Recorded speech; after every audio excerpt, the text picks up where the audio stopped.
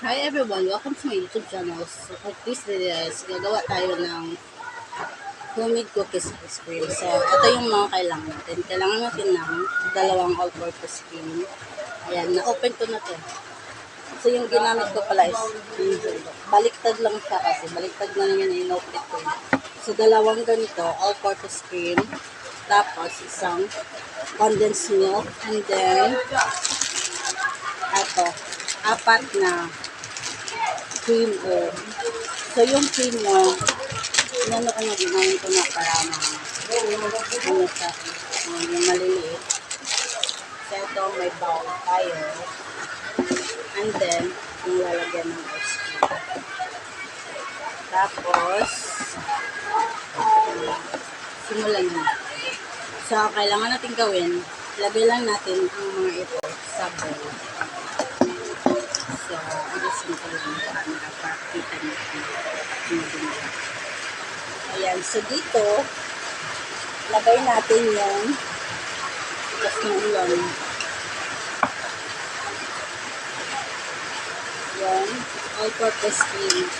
Dapat yung all-purpose ganito. Naka-chilled siya. Overnight sa ref. Para pag buhos ng ganyan, lakas talaga ng ganyan, Beth. Wala naman sa akin. So, ayan.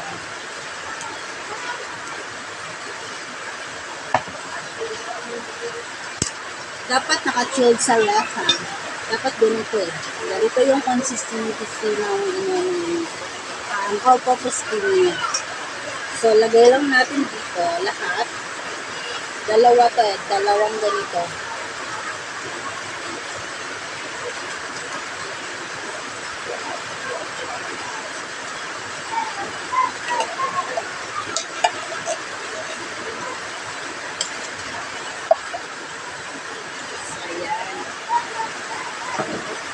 So, ganito na siya guys. Ganyan. And then, lagay na natin yung condensed. Yung condensed, sealed din siya. Lagay nyo din sa rack.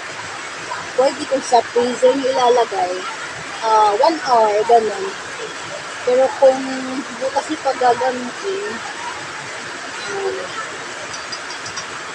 gano'n na lang ilagay. So, pinakamaganda.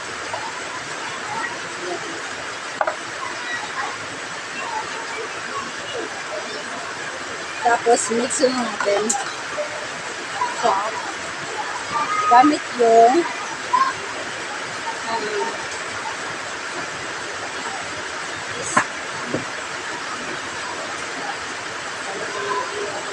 so, meron ako dito hand mixer. So, i-mix lang natin. Guys, maingay ito ha. Ayan.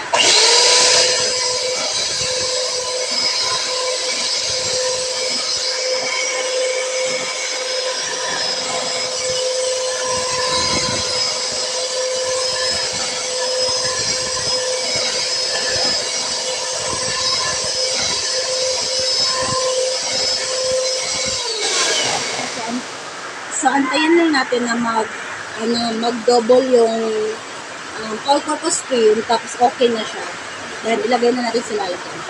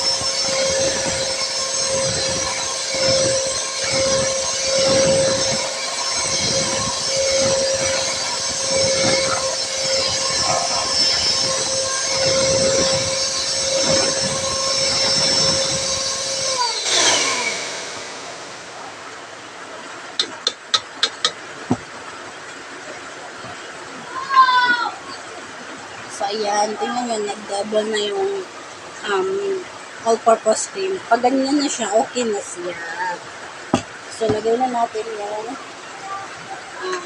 apat na cookies cream.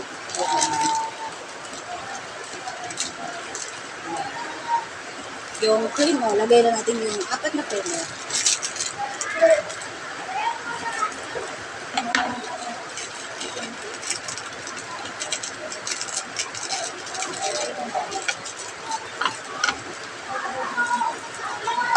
Lakas talaga yung ulan.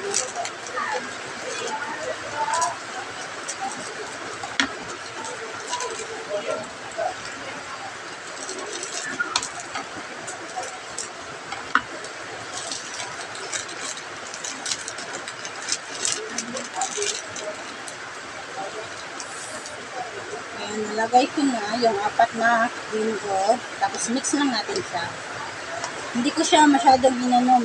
Yung nice talaga kasi mas maganda kasi yung pagkain mo ng ice cream. Nandiyan pa yung mga yung bobo pa yung cream Tsaka kahit anong all-purpose cream, pwede nyo naman gamitin sa paggawa nyo ng ice cream. Sa akin, yung ginagawa ko, yung pinakamura. Pero mas worth it. Sana mag-pack siya to. Transfer na natin sa lalagyan.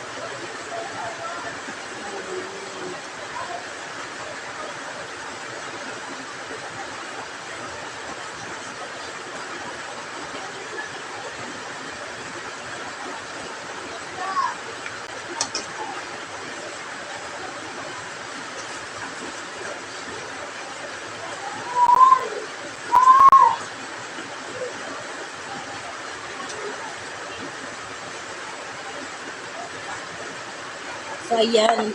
Ito na yung ice cream natin. So, lagay lang natin sa ref. So, yung ginamit ko pala, dalawang all-purpose cream na tag 370. Ayan. Dalawang 370 na all-purpose cream na Angel.